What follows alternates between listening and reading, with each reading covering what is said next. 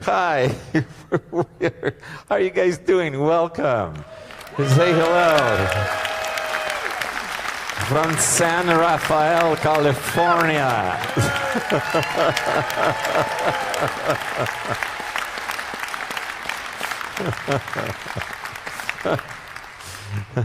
Sorry to wake you all up. We've been having a lot of fun, as usual. And you can tell the audience is very boisterous. And we're having just...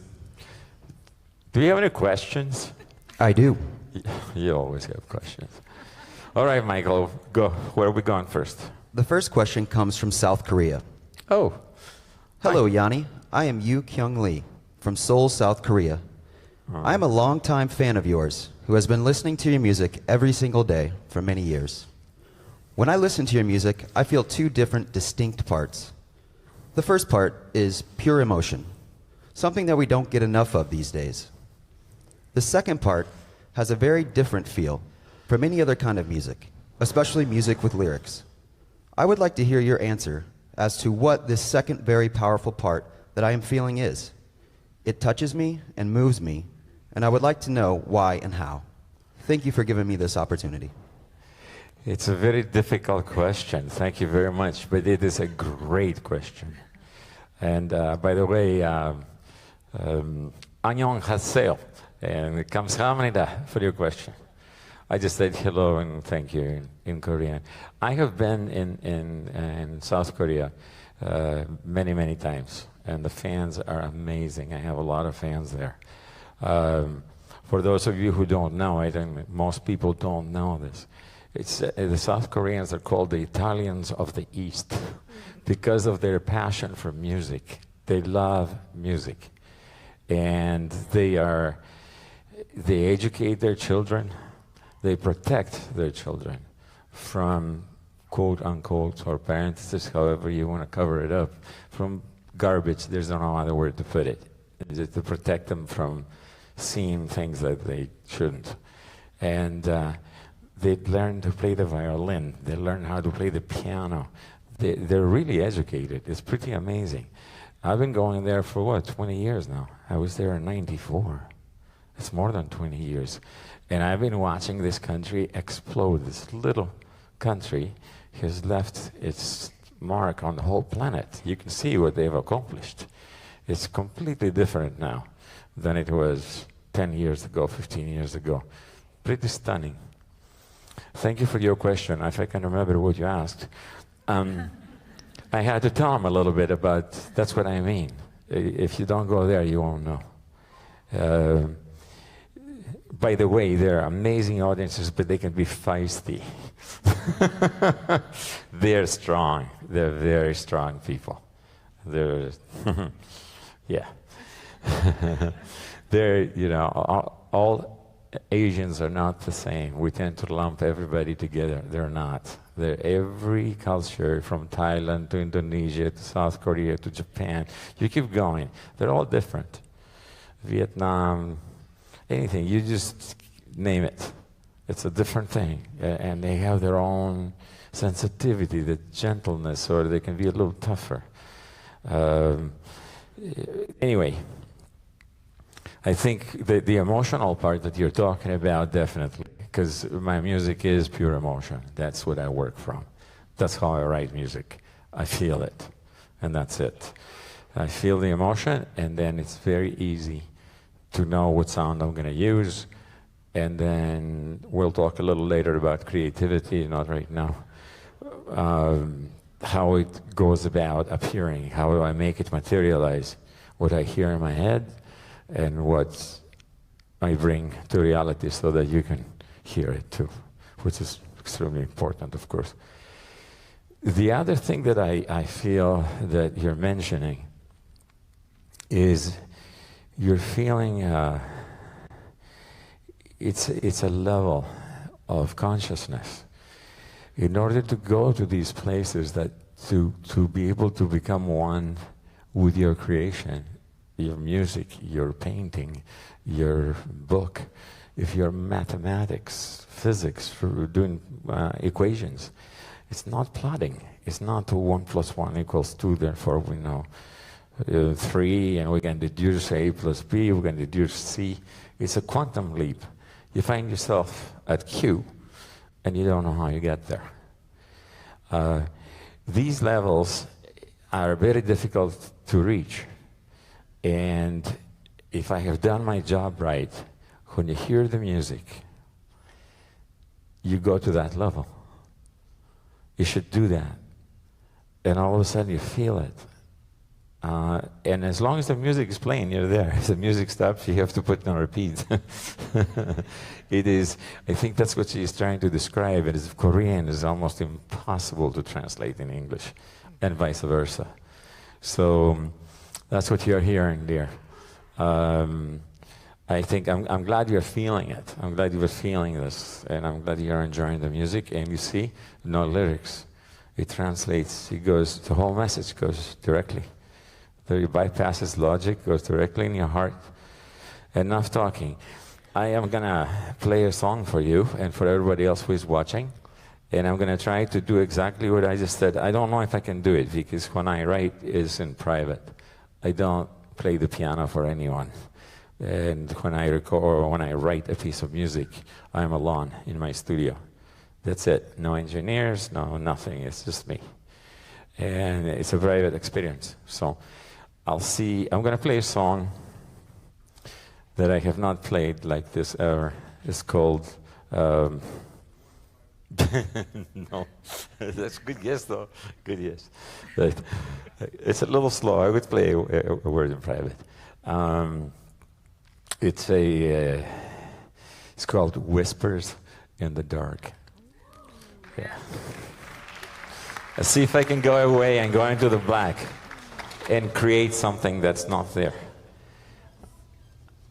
And it's just a matter of me relaxing, right? I can't see you very well. I have a light in my eye, but here we go.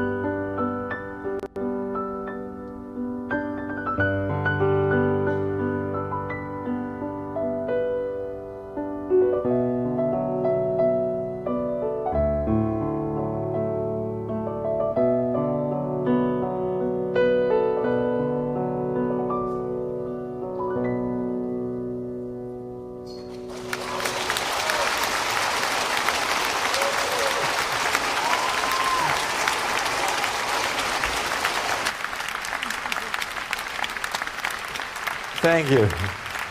Wow. It actually happened.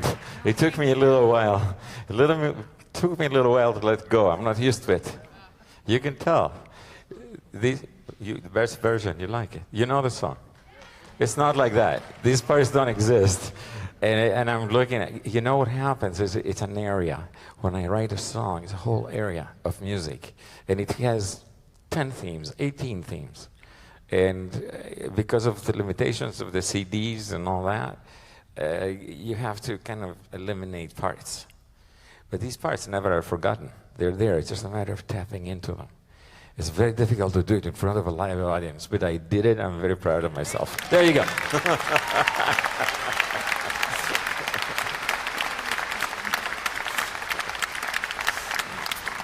Yeah. I'm very happy we were recording this because I don't know what I did. Okay. All right, Michael, where else we go? Joy from New Jersey wants to say, my very favorite piano composition is the original version of In the Mirror. I would love to hear you play it live. My Joy? Yes, your Joy. You have no idea. This lady, we were doing, it was 2000, was that 2011? Or 2001? One of those. 2011. We were doing the concert in Puerto Rico. Okay. Who has trivia about Yanni? Because I don't. We were doing El Moro. We did the video at El Moro, which was amazing. And it was raining every day, and wind, 50 miles, 60 mile an hour winds. We couldn't practice, we couldn't play. Video cameras, equipment, everything. We managed to do one concert. Almost made it through. It was a little more than 3/4. But that wasn't good enough. You had to have the whole concert to have video. And I had one more day left. We've been trying for 3 or 4 days. We couldn't get it done. And I looked down and I saw, could you put it back on, or is that difficult? Yes, we can do that. I saw this beautiful face sitting four rows back. And she was not carrying an umbrella. It's outdoors. We're at El Moro is a fort in Puerto Rico. It's beautiful, but you're exposed to the elements. And I saw her without an umbrella, and something came to me and said, it's not going to rain tonight. Your mom is here. Swear to God, true. I saw her without an umbrella, and it didn't rain, and we did the whole concert, and it was amazing. And it worked. So sorry to do this to you, Joy, but what I did is after the concert, immediately I went and found her. And I hugged her and I said, you were my mom, and because of you I knew it wasn't going to rain, and it didn't. And from now on, for the rest of your life, you have a pass for you and your friends, any concert, anywhere in the world that I am playing at. And so, yes, I'm going to play, but In the Mirror, of course I'm going to play anything Joy wants. This is for you, my love.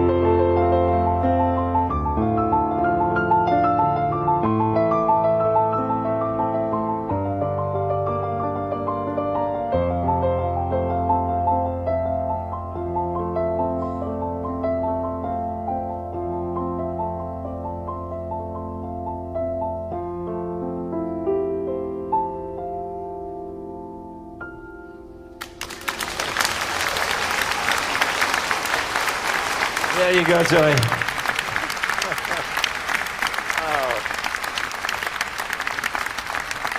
Every time I see Joy, I get a smile on my face.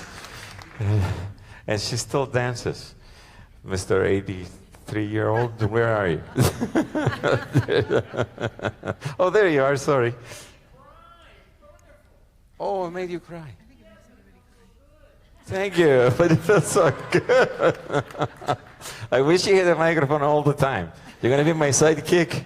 You got all the lines. All right, Michael, where else? Khalid from Cairo, Egypt writes, "This is such a privilege, dear Yanni. Thank you so much, and we are waiting for all of your new updates. And by the way, there is a warm message with love from my students in Russia after I showed them your wonderful song, One Man's Dream, from the Dream concert in Egypt. They were amazed with it, and they were amazed more when they knew that you are answering personally direct to your fans. Yeah. My question is, would you like to one day add an Arabian musical instrument to your orchestra in the near future, as you already did with many other foreign instruments? Thank you, Yanni, and come back again to Egypt, please. We do love you." Of course. Thank you, Khalid. Thank you. Yes. Wow. Obviously, I would add an instrument. Every country I go to wants me to use their instruments if I could, but I never do. Not never. I only do it when I feel that I understand the culture, I understand the instrument, and it's real, and I know what I'm doing. I don't just go to Brazil, pick up a Brazilian instrument and start making some music if I don't know what it's used for and what it means to the culture. I don't want to lie. I want to tell the truth. In instrumental music, you can't lie with. You can't, it's not words. Anybody, you know, a parrot can put 3 words together, I love you, you know, but try saying that with notes. If you don't know what love is, if you don't feel it, how are you going to put it into notes? How are you going to describe it? Can't lie. That's the beauty of it. And so, yes, I loved Egypt. We were there, played in front of the Sphinx, and I started with One Man's Dream because it was a dream of mine for 30 years. We were going to go to Egypt. We were going to go to Egypt. We never made it. Finally, we did it. It was a spectacular thing for me and what it felt like to be there. And we were loved to death by the Egyptian people. We were taken in, adopted. We were treated like I cannot even describe. Very, very nice people, very sweet people. And they never, you know, I have to say this at the risk of talking too much now. It's not like they were looking at me going, oh, okay, here's the famous man. Let's go over there and get his autograph. They were going, hey, Yanni, welcome home. We love you. We love you. And they waved at me. Or they came over and hugged me, which drove my bodyguards crazy. So, you know what I'm going to do? Since you said Russian students, were you teaching them in Egypt or were you in Russia doing it? That was not very clear on your message. It's irrelevant. But if you don't mind, can I play One Man's Dream for them? Hey, thank you. See? Thank you.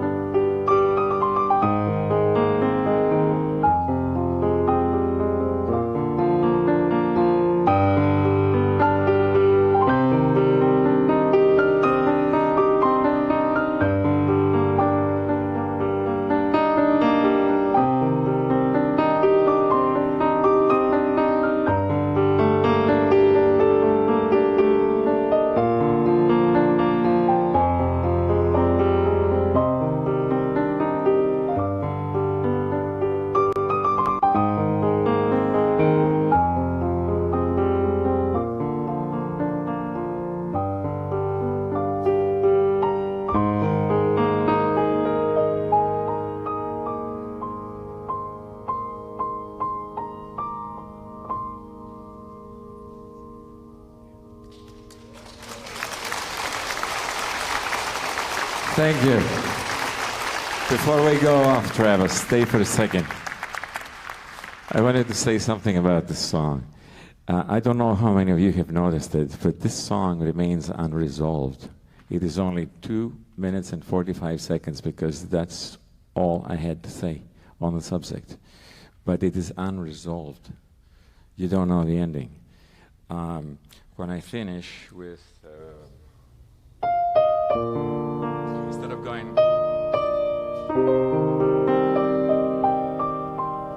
That's the ending, right? That would be a final. But I don't do that.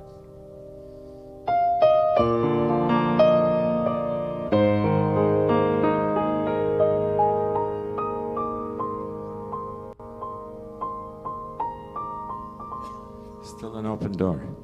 We don't know the answer. Okay.